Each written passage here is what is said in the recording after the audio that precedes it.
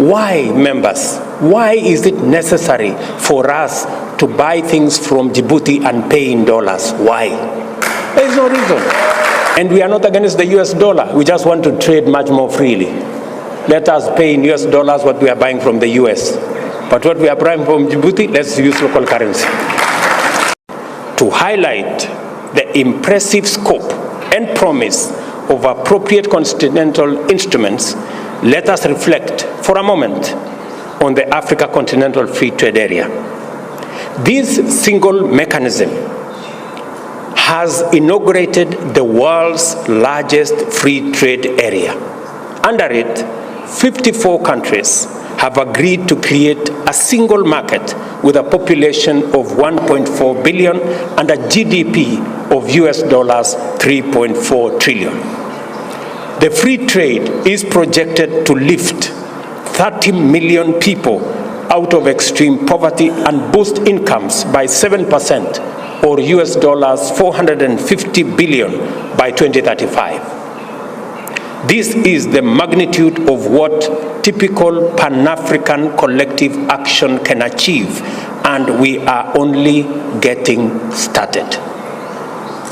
Sequencing will always be critical in these initiatives.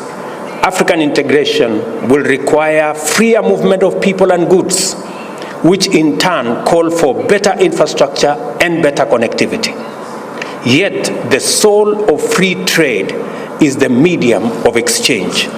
The barriers to easy payments and settlements across borders within our continent are simply unsustainable. Let me give you an example.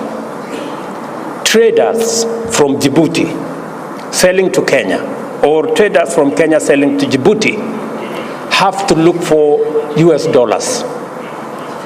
How is US dollars part of the trade between Djibouti and Kenya? Why?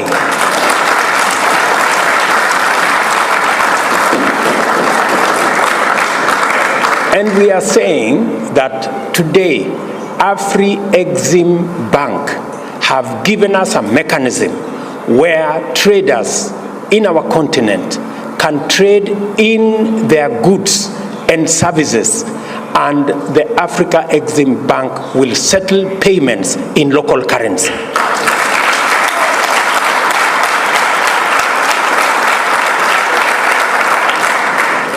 That is why Kenya champions the Pan-African payment and settlement system that is done by our own institution, the Afri-Exim Bank.